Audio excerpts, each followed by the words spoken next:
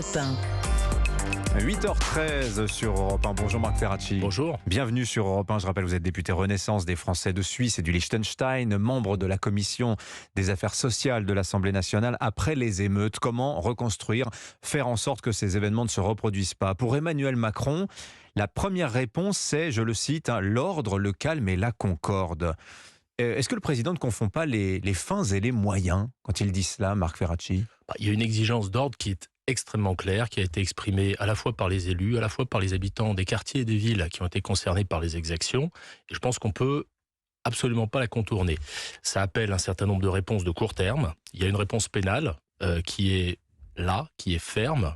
Vous avez vu le nombre de comparutions immédiates, vous avez vu le nombre et aussi la sévérité des condamnations qui ont été prononcées. C'est la conséquence assez directe d'une circulaire qui a été transmise au parquet par Éric Dupond-Moretti, le ministre de la Justice, le 30 juin. Moi, je me félicite de cette réponse. Je me félicite aussi que sur les réseaux sociaux, il n'y ait plus d'impunité. Le parquet de Créteil, c'est une illustration qui me vient à l'esprit, a identifié quelqu'un qui a appelé à des dégradations et à des pillages sur Twitter, et je pense que cette impunité, cette sévérité, elle doit s'inscrire dans la durée. Il y a ensuite une réponse... Est-ce qu'elle peut être systématique, Marc Ferracci? Je pense qu'elle peut l'être. Il faut ici qu'il y ait une réflexion un petit peu plus offensive sur la manière dont on régule les réseaux sociaux.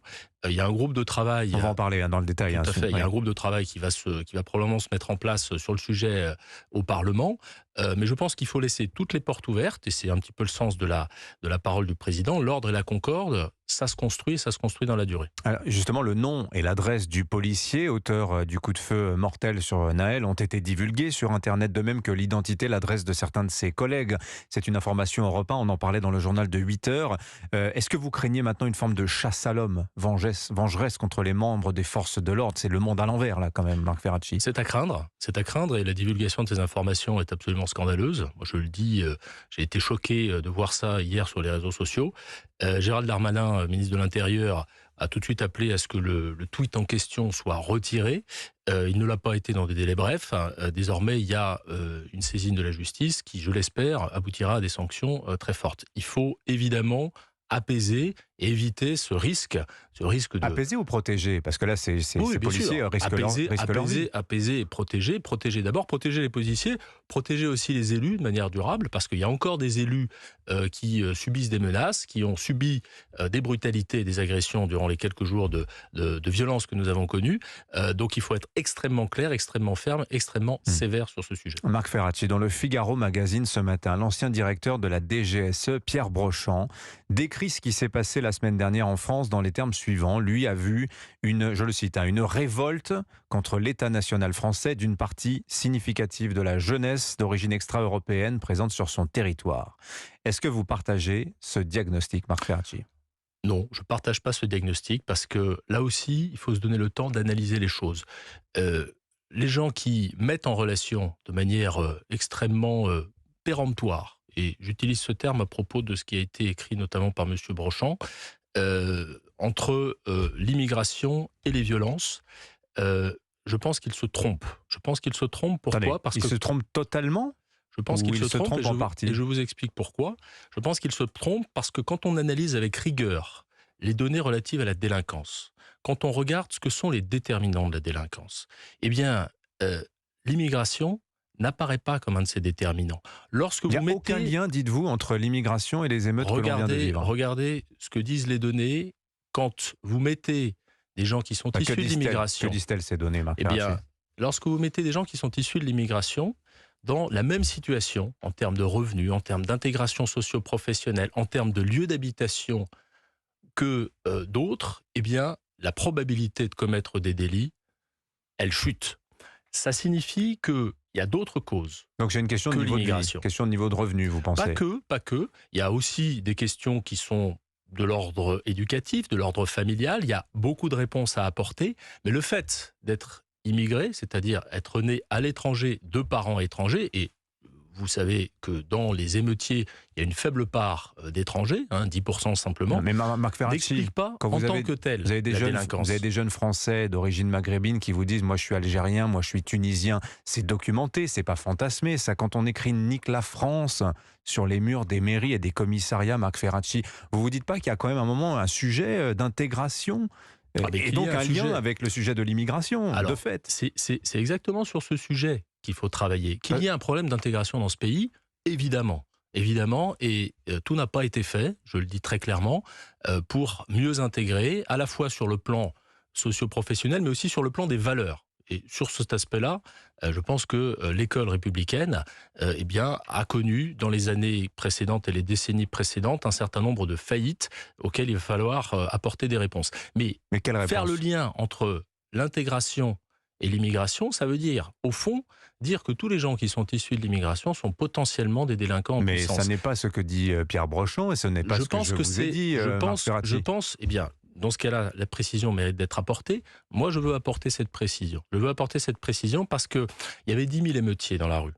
Ce sont les chiffres du ministère de l'Intérieur. Il n'y avait que 10 000 émeutiers, vous pensez ? Ce sont les chiffres qui ont été apportés, 10 000 environ. Donc 7 000 interpellés, 3 000 comparutions, et vous dites qu'il y avait 10 000 émeutiers dans tout ce qu'on a vu en France. Ce sont les chiffres entre 8 et 12, donc moi j'ai pris la fourchette au milieu, mais à la limite qu'il y en ait 15 000. Il y a 2 millions de jeunes de moins de 24 ans dans les quartiers prioritaires de la ville. Et on sait que les émeutes n'ont pas concerné que les quartiers prioritaires de la ville. Moi, ce que je veux dire, c'est que l'immigration en France et les jeunes issus de l'immigration, qui ne sont pas tous les jeunes des quartiers prioritaires de la ville, c'est une masse beaucoup plus importante que cette minorité-là. Et c'est à ce genre d'amalgame que je veux éviter de faire appel. Donc pas d'amalgame, c'est ça, c'est l'ancienne... non, c'est pas... Attendez, encore une fois... C'est-à-dire qu'on peut...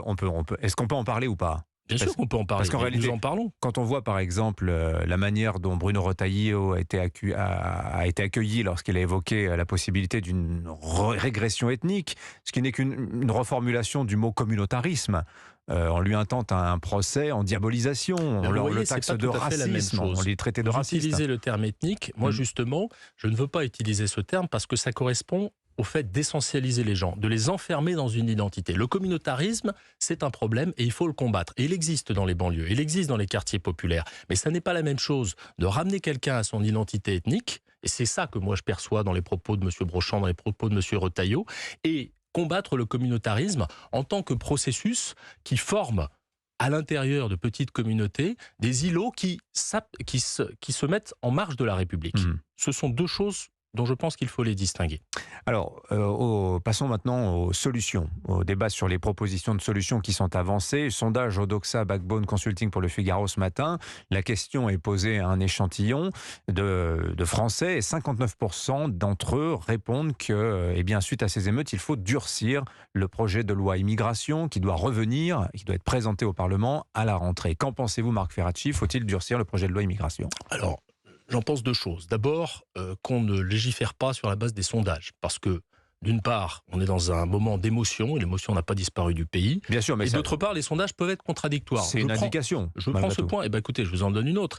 Un autre sondage récent, qui porte justement sur le projet de loi immigration, interrogeait les Français sur est-ce qu'ils souhaitent maintenir cette possibilité de régulariser des travailleurs sans papier qui travaillent dans des métiers en tension. À plus de 70%, les Français répondaient oui. Donc vous voyez que des sondages peuvent envoyer des messages contradictoires. Je pense qu'il faut faire très attention à ça. Maintenant, je réponds à votre question sur le projet de loi. Est-ce qu'il faut le durcir ? Il y a deux volets dans ce projet de loi. Il y a un volet que je vais appeler le volet régalien, améliorer l'exécution des OQTF, mettre plus de contraintes au regroupement familial, réintégrer la double peine. Puis il y a un volet intégration par le travail. Moi, ce à quoi je suis attaché, c'est à ce que ces deux volets soient ambitieux. Donc je n'ai aucun problème à durcir le volet régalien. Peut-être qu'il le sera dans le cadre du processus parlementaire, si en miroir, on donne au volet intégration par le travail plus de substance. La pire des choses sur ce sujet, c'est d'avoir un équilibre à l'eau tiède avec des mesures peu ambitieuses sur le régalien et peu ambitieuses sur le travail. Mais ce n'est pas exactement ce que vous êtes en train de préconiser, Marc Ferracci, avec ce risque de vous retrouver entre le marteau et l'enclume, finalement, entre la gauche qui trouve que vous tapez trop fort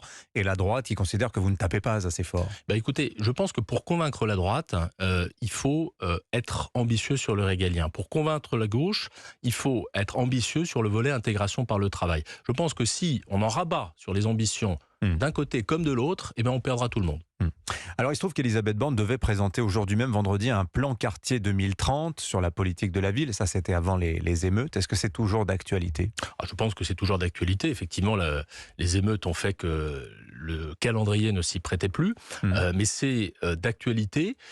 Donc, il y aura un plan banlieue, un nouveau plan banlieue. Je ne sais pas si le terme de plan banlieue, 2030, est bien adapté. Pourquoi? Parce que ça fait référence, vous le savez, au plan de Jean-Louis Borloo qui a été abandonné. Mais même plus, 40, il y a eu 12 plans banlieue et c'est considéré comme un échec globalement aujourd'hui. Moi, je considère que l'annonce d'un grand plan n'est pas forcément la solution à tous les problèmes. Vous savez, sur le sujet de l'emploi, sur le sujet de l'éducation, avec le dédoublement des classes par exemple, avec les cités éducatives, beaucoup a été fait, y compris depuis l'abandon, je mets des guillemets, de ce plan de Jean-Louis Borloo, qui en réalité a été prolongé par un certain nombre d'actions. Donc le travail, il se fait de manière continue, c'est ça que je veux dire, et l'annonce d'un grand plan, de ce point de vue, je pense, n'apporte pas forcément de réponse. Alors, une circulaire a été prise aussi pour accélérer la reconstruction des bâtiments publics. Un projet de loi d'urgence devrait arriver au Parlement. Ça n'est pas sûr pour le moment. 2 questions. Alors d'abord, est-ce qu'il faut vraiment se hâter de reconstruire ce qui a été brûlé, au risque que ça rebrûle rapidement? Est-ce que c'est pas une forme de prime à la violence, quelque part?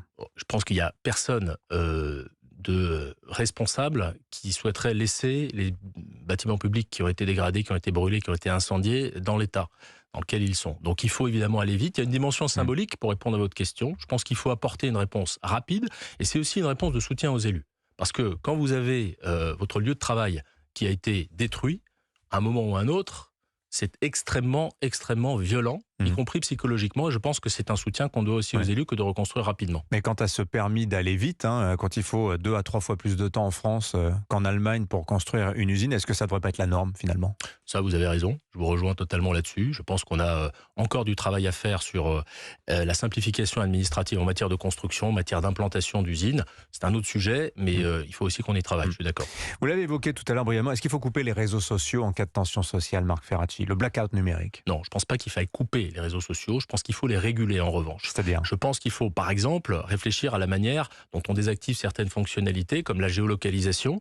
On a vu que la géolocalisation avait joué un rôle dans les rassemblements autour des émeutes.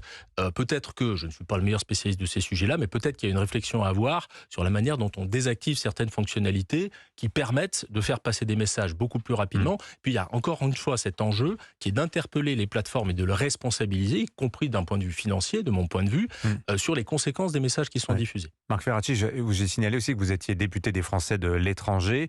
Vous avez vu un peu ce qu'on dit de la France aujourd'hui, aux États-Unis, en Turquie, en Algérie. La France, terre de racisme institutionnel. Et on ne dit rien, Marc Ferracci. Aucune réaction diplomatique de la France. Écoutez, déjà, je trouve effectivement que ce sont des commentaires choquants. Il n'y a pas de racisme institutionnel en France. Mais la France ne devrait pas se défendre dans la police. Lorsqu'on l'accuse de racisme institutionnel. Elle le fait. Moi, vous savez, j'assiste à beaucoup de si, ça arrive. Moi, j'assiste à beaucoup de cérémonies protocolaires, diplomatiques en tant que député des Français de Suisse. Je peux vous dire que nos personnels diplomatiques ne manquent jamais de prendre la parole devant la communauté française, devant les autorités étrangères sur ce sujet et sans langue de bois. Donc, je pense que sur le terrain, les messages se passent néanmoins. Vous allez aussi déposer une proposition de loi pour lutter contre les discriminations à l'embauche dans le privé et dans le public. Alors, dans la majorité, on pense que ça fait partie des réponses aussi qui peuvent permettre de ramener le calme. Vous préconisez la généralisation du testing, c'est-à-dire on teste les entreprises, on voit comment elles réagissent quand un CV provient d'un quartier sensible ou ce genre de choses. Alors, 2 remarques. 1, ce ne sont pas uniquement les discriminations à l'embauche, c'est les discriminations dans l'accès au logement, dans l'accès aux services publics. L'orientation sexuelle. Donc, ce ne sont pas que les entreprises. L'État et le secteur public doivent aussi être exemplaires. Pourquoi vous soupçonnez l'État de racisme institutionnel? Absolument pas de racisme. Et d'ailleurs, il n'y a pas que ce critère des origines ou de la couleur de peau qui est embarqué dans cette lutte contre les discriminations. Il y a 25 critères dans la loi. Il y a l'âge. Et d'ailleurs, le ministre du STOP veut utiliser des testings pour vérifier que les entreprises ne discriminent pas les seniors dans l'accès à l'emploi. C'est le prolongement de la réforme des retraites. Donc, qu'est-ce qu'on veut faire? On veut effectivement développer cette pratique du testing qui consiste à envoyer des candidatures à des entreprises qui ne se distinguent que par un critère de discrimination. C'est ce qu'on va vous dire. Arrêtez d'emmerder les employeurs, Marc Ferracci. Encore une contrainte de plus. Non, ça n'est pas une contrainte parce que justement... Vous souhaitez permettre à quelqu'un qui a été refusé un emploi d'exiger le testing d'une entreprise qui lui a dit non. C'est extrêmement lourd quand même. D'abord, le principe, c'est que C'est ce qui est dans votre proposition de loi. Il y a toujours la prise en compte d'un contexte. Qui déterminera si la demande de la personne est recevable ou pas. Donc il n'y a rien de systématique là-dedans. Il faut bien être clair là-dessus. Ensuite, ça ne concerne pas que les entreprises, ça ne concerne pas qu'un critère de discrimination parmi d'autres. Vous savez, il y a 15% de la population générale qui s'estime discriminée rien que sur des critères d'apparence physique. Donc on peut se voiler la face et dire que le problème n'existe pas. On peut essayer de trouver des solutions. Les solutions qui sont proposées dans cette proposition, ça n'est pas de sanctionner de manière aveugle les acteurs, entreprises, collectivités, c'est de les accompagner. Et en particulier de leur donner le temps d'adapter leurs pratiques par la formation, d'adapter leurs pratiques par la sensibilisation, dès lors qu'elles sont en situation de discrimination. Et ça, c'est un élément très important parce que moi, je ne crois pas à une idée de sanction qui soit unilatérale, systématique et sans concertation avec les acteurs. C'est la raison pour laquelle, dans cette proposition de loi, nous construisons un cadre de dialogue entre les chercheurs, entre ceux qui font le testing et les acteurs qui sont susceptibles d'être testés. Merci beaucoup, Marc Ferracci, député Renaissance des Français de Suisse et du Liechtenstein. Merci d'être venu ce matin au micro d'Europe 1. Bon week-end à vous.